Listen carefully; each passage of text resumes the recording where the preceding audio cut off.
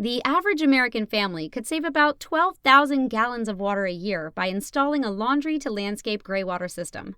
That's the same as about 700 showers or flushing the toilet 7,500 times. What is graywater?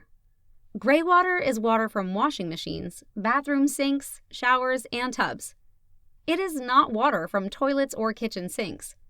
One of the easiest graywater systems to install is laundry-to-landscape. When a simple laundry-to-landscape graywater system has been installed, water from your washing machine can be reused by diverting it into your yard. A three-way diverter is installed that lets the user choose whether the water draining from the washing machine is directed into the sewer or into the landscape. This do-it-yourself project can reduce the amount of potable water used to irrigate your landscape, reduce your water bill, and reduce your home's carbon footprint. Requirements.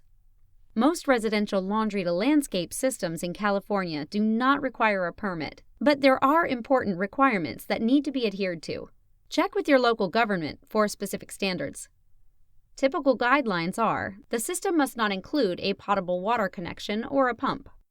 The system must allow the user to direct water either to the landscape or to the sewer. Graywater outlets must be covered by at least 2 inches of mulch, rock, or soil. Graywater must not be used to irrigate food crops where the edible part of the crop touches the soil. Graywater outlets should not be near buildings, property lines, wells, creeks, or storm drains. What you'll need. You can typically find the items you will need to install a laundry-to-landscape system at your local hardware or irrigation supply store for around $150 to $300. Make a plan. First, decide which plants you would like to irrigate and where you will lay the irrigation lines. Good plants for graywater include trees, shrubs, vines, perennials, and large annuals.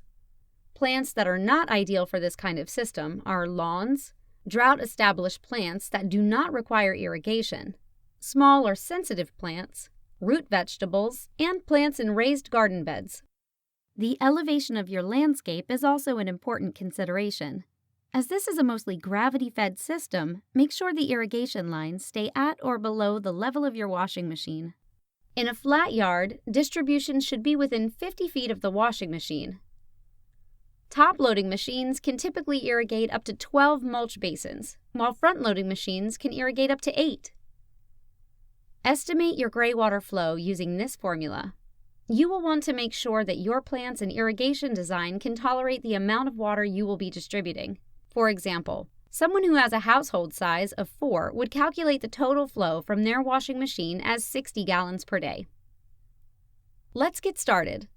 Once you have your supplies and a plan, drill a 1.5-inch hole in the exterior wall where the laundry drain will exit the building. Use caution not to hit any pipes, studs, or electrical wires. Attach the male adapters to the sides of the 3-way valve and the barbed male adapter to the middle of the valve. Remove the laundry drain from the sewer connection and insert over the barbed male adapter. Mount the 3-way valve on the wall. Pick a location higher than the flood rim of the washing machine, but not too high in order to protect the washing machine's pump. Make sure the handle can move freely.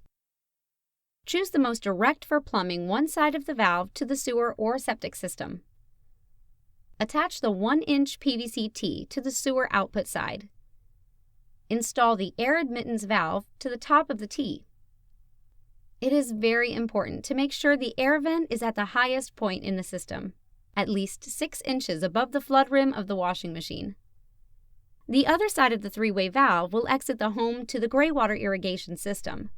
From there, you can determine the path the HDPE tubing will take towards your plants. Dig a trench 4 inches deep for the tubing to follow.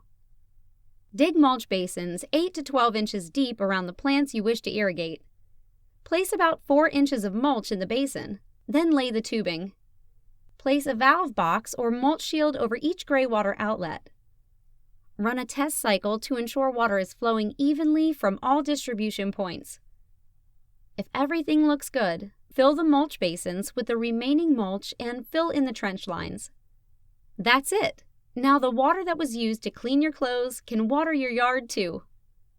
Important considerations.